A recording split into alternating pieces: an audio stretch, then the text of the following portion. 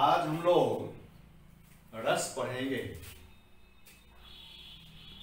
10वीं कक्षा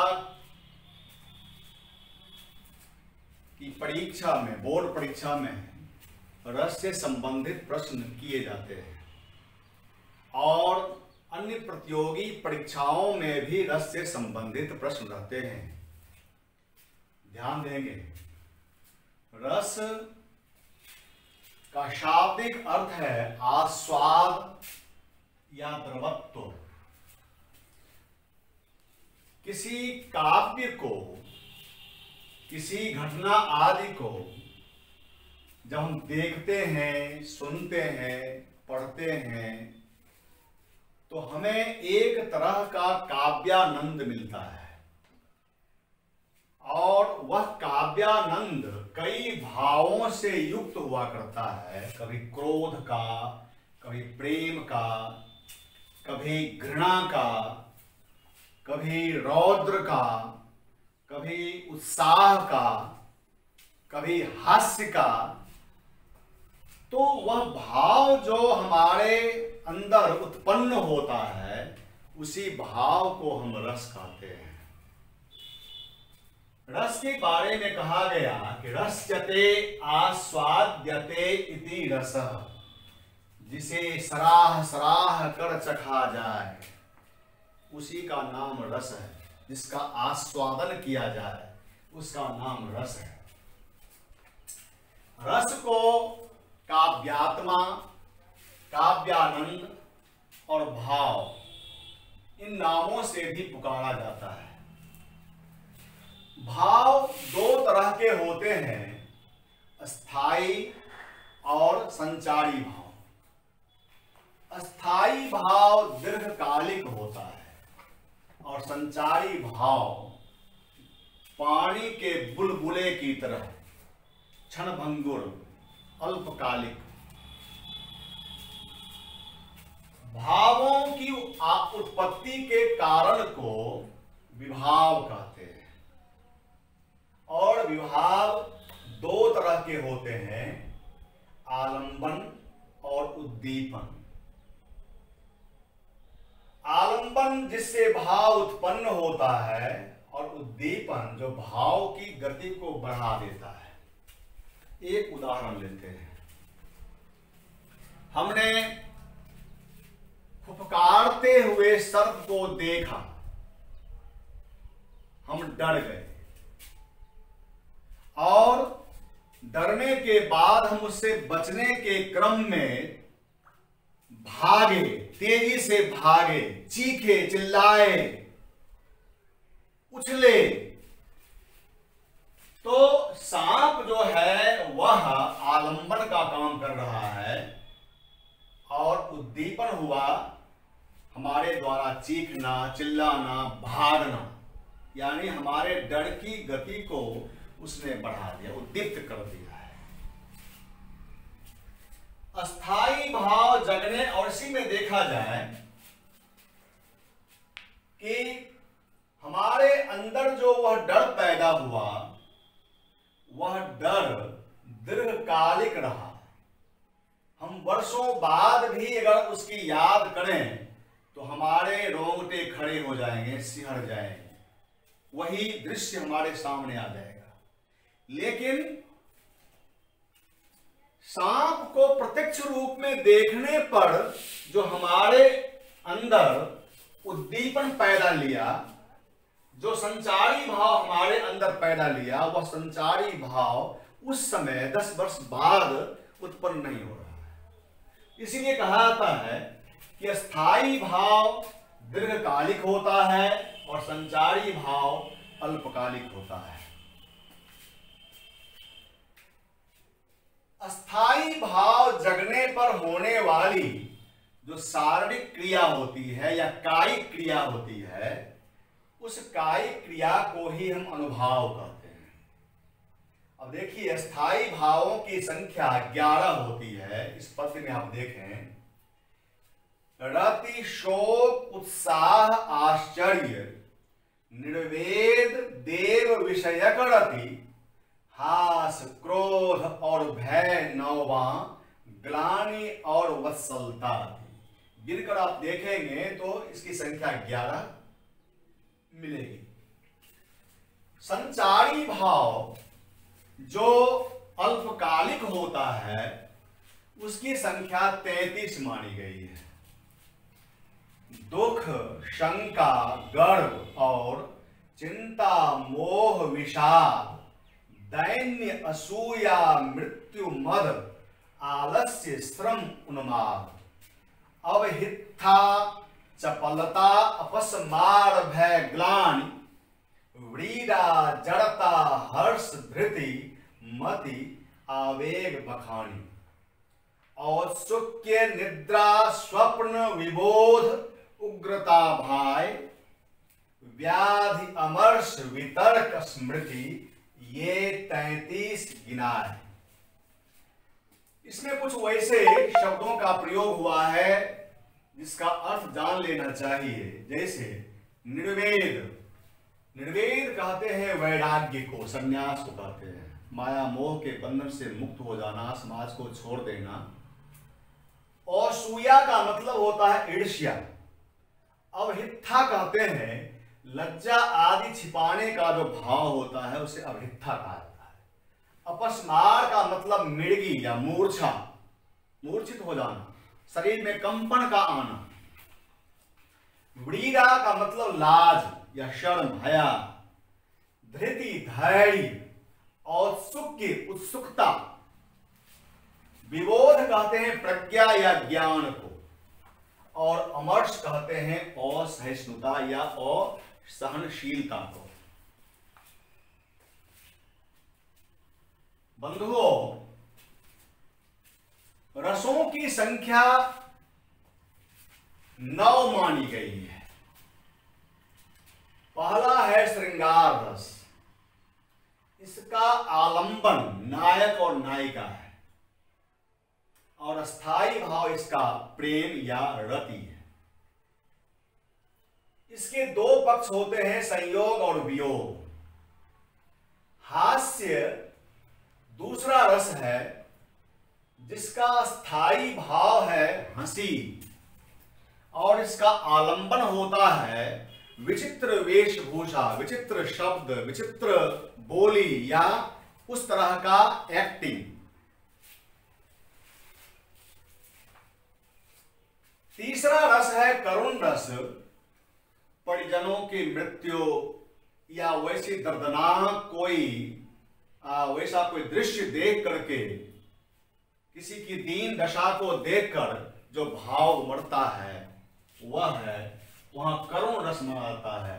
जैसे आपने बागवान फिल्म में देखा होगा कि हेमा मालिनी और अमिताभ बच्चन जो परस्पर बात करते हैं और अपना अपना जो दुख व्यक्त करते हैं, वैसी स्थिति को देख करके आपने देखा होगा कि उस सिनेमा को देखने वाले फूट फूट कर रोने लगते हैं।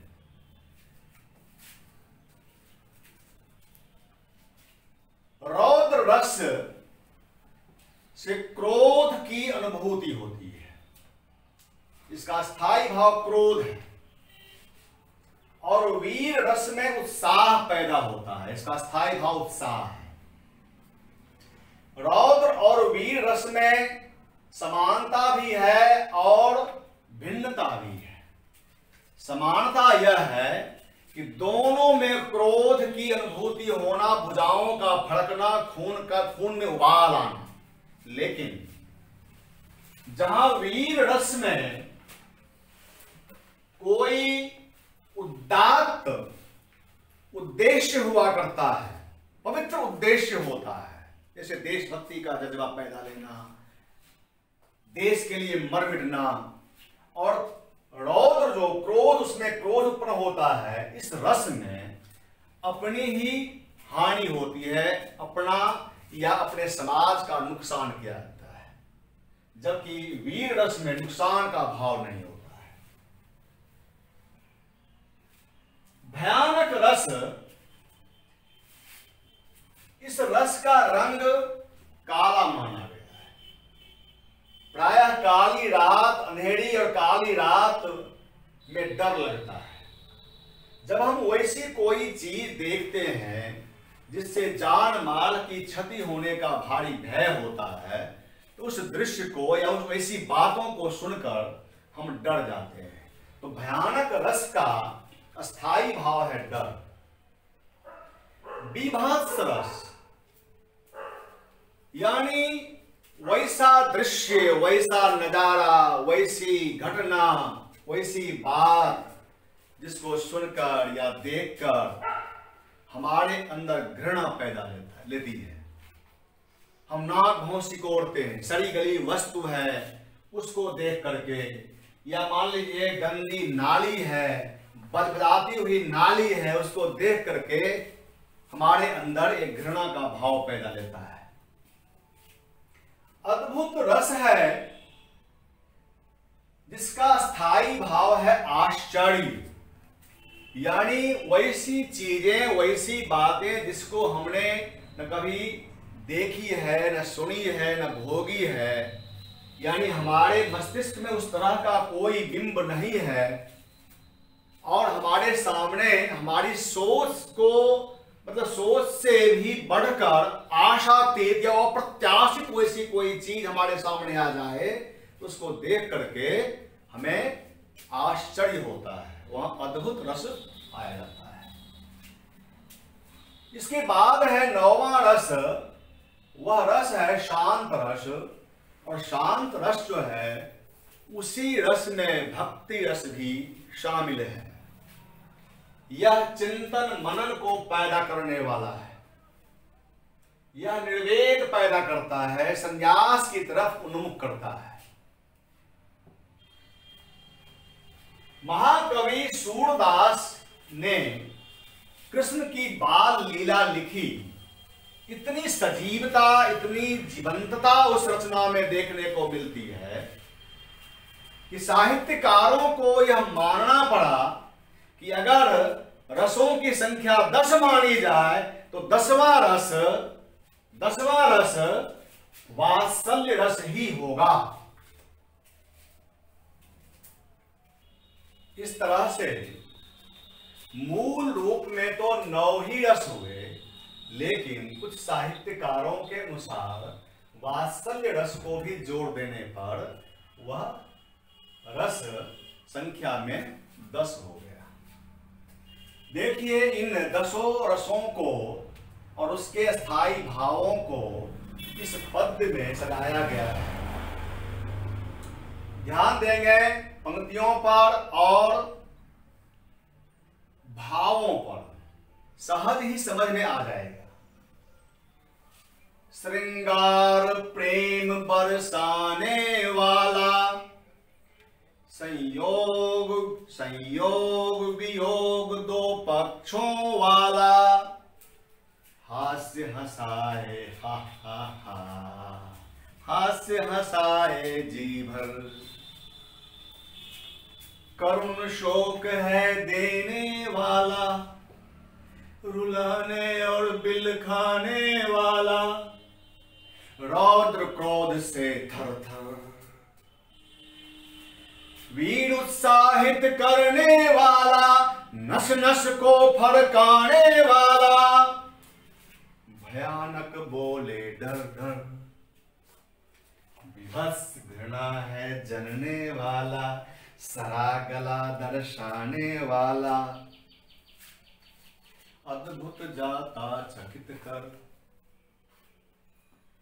शांत है शांति देने वाला, भक्ति ज्ञान और चिंतन वाला, नवरस देखो गिनकर, सूर्थ कौतुक दिखलाने वाला, वात्सल्य को 10वां कहने वाला, बताया 10 भी गिनकर। तो इस तरह से अगर वात्सल्य रस को भी उसमें जोड़ दिया जाए तो रसों की संख्या 10 हो जाती है। ऐसे मानक रूप में रसों की संख्या 9 ही है। अब हम कुछ उदाहरणों पर गौर करते हैं। श्रृंगार रस के बारे में बताया गया कि जिसका आलंबन नायक नायिका है और अस्थाई भाव है रति या प्रेम। श्रृंगार रस को रसों का राजा कहा जाता है। जैसे अलंकारों का राजा होता है उपमा अलंकार, वैसे ही रसराज की संज्ञा दी गई है श्रृंगार रस को। कारण यह है कि इस रस में सभी संचारी भावों को आत्मसात करने की क्षमता होती है। जितने संचारी भाव हैं, ये 33 संचारी भाव हैं, ये सारे भाव किसी न किसी रूप में श्रृंगार रस में पाया जाता है। इसलिए और बहुत सारे ऐसे रस भी हैं जिन रसों से श्रृंगार रस की स्पर्धा होती है। तो इस तरह से श्रृंगार रस को रसों का राजा माना गया है। और इसके दो पक्ष होते हैं, संयोग और वियोग, मिलन और विरह। अब देखिए संयोग का एक उदाहरण,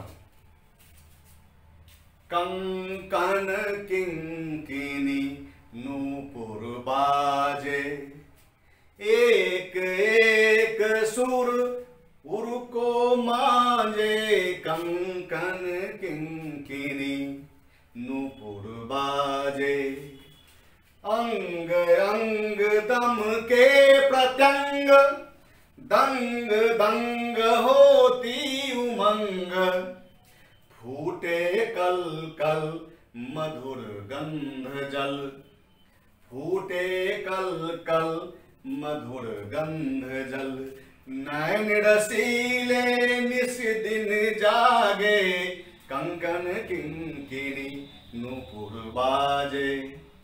अब देखिए वियोग पक्ष, पपीरा रे पी की वाणी न बोल, पी की वाणी न बोल, कितने सावन बीत गए रे, कितनी बीती रिमझिम फुहारे, बात जोहते थक गए नैना, बदली उड़ाती अब माखौल, पपीरा रे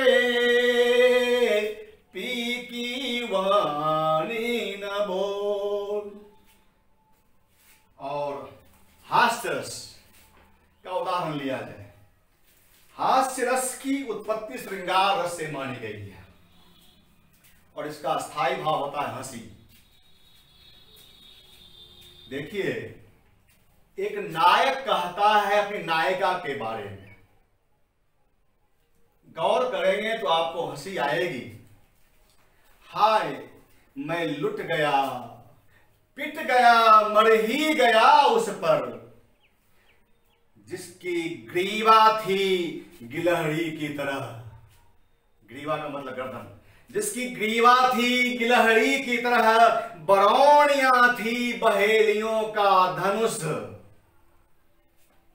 और दांत थे खूंटे की तरह, बड़े बड़े दांत थे, दांत थे खूंटे की तरह, चीख उठती थी चप्पलें मेरी हसीना की, चीख उठती थी चप्पलें मेरी हसीना की, छूट जाता था पसीना नाविकों की तरह, वजन भी काफी कम था उसका, वजन भी काफी कम था उसका, मात्र 1.5 क्विंटल और किलो 13।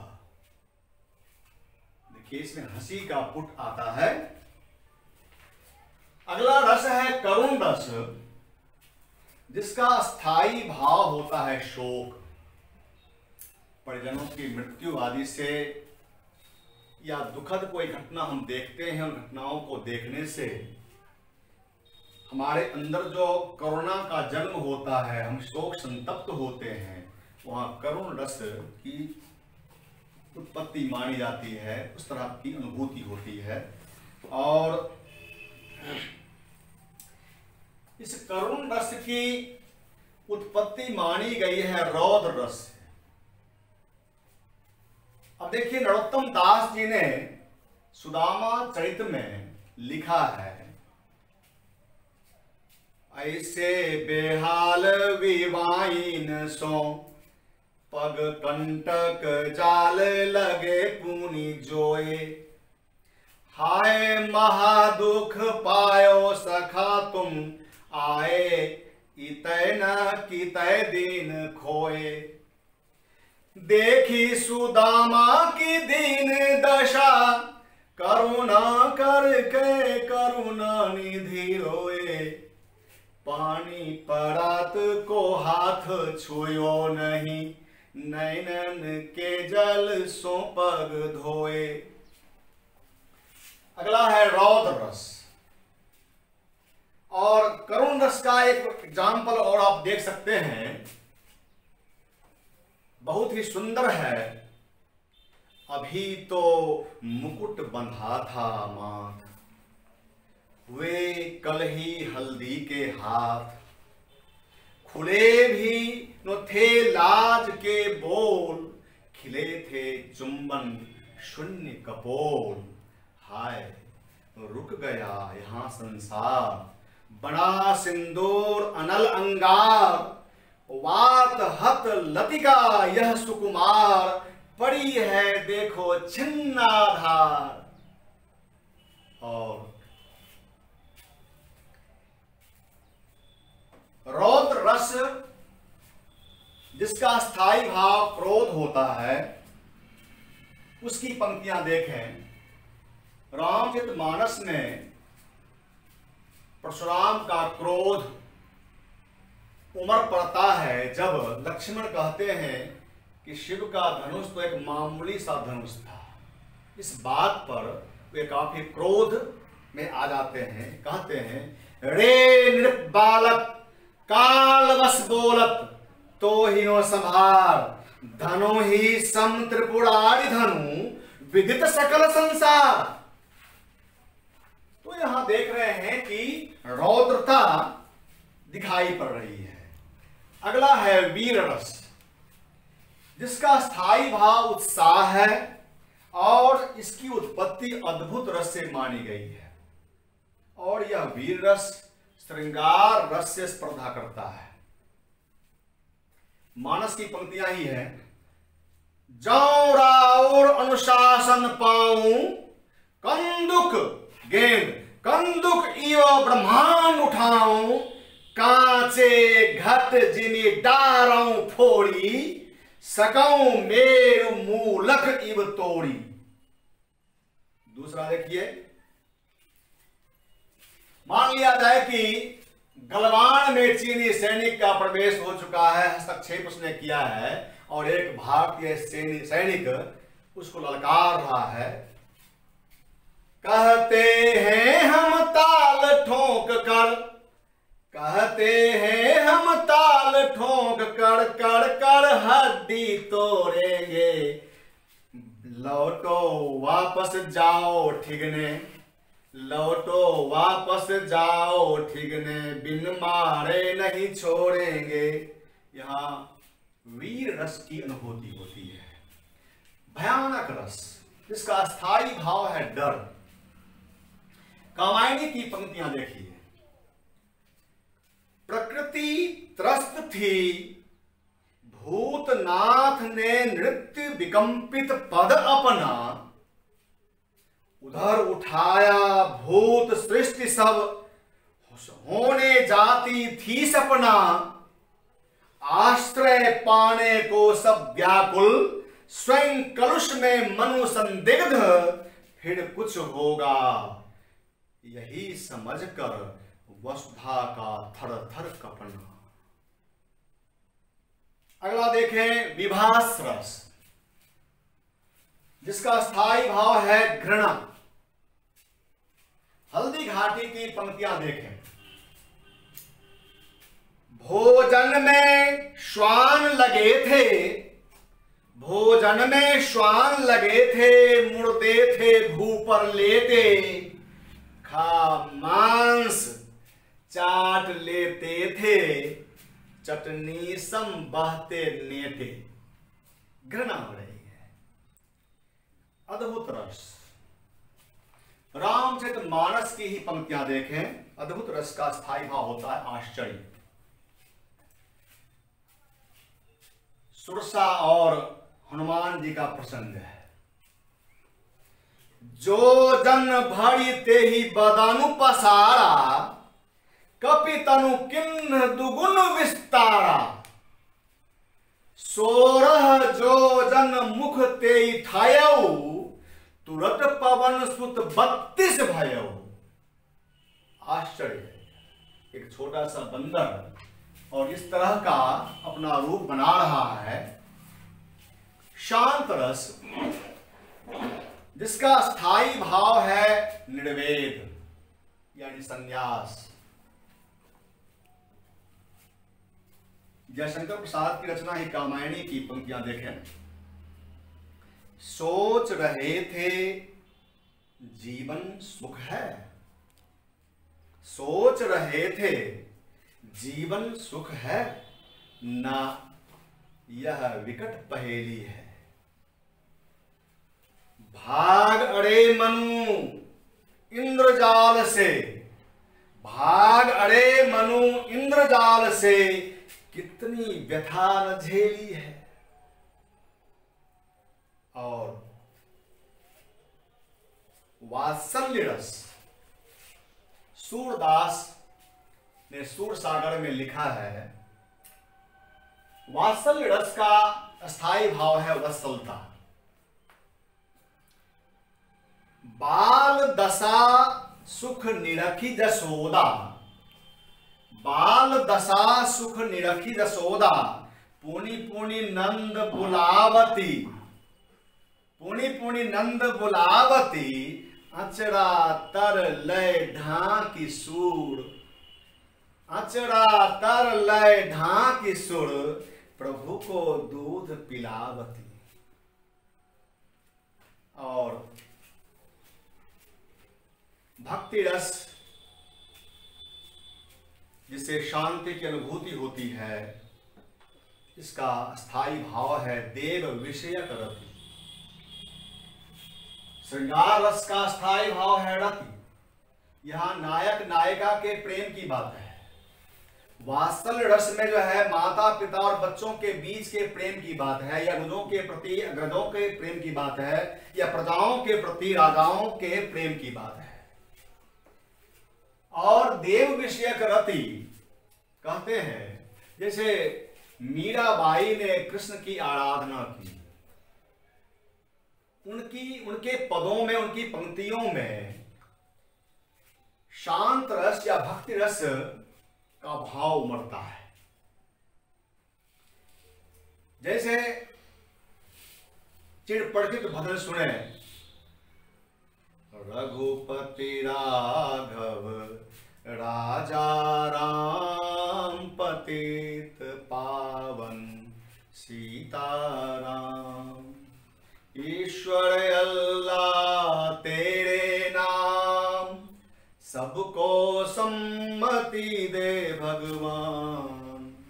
रघुपति राघव राजा राम, पतित पावन सीताराम।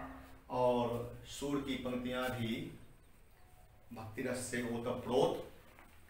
चरण कमल बंदो हरिराई, जाकी कृपा पंगु गिरि लंघ है, अंधे को सब कछु दर्शाई। चरण कमल बंदो हरिराई। तो इस तरह से हमने रस के बारे में देखा, और अगले फिर वीडियो में हम विभिन्न रसों को विस्तार पूर्वक जानने का प्रयास करेंगे। बहुत बहुत धन्यवाद।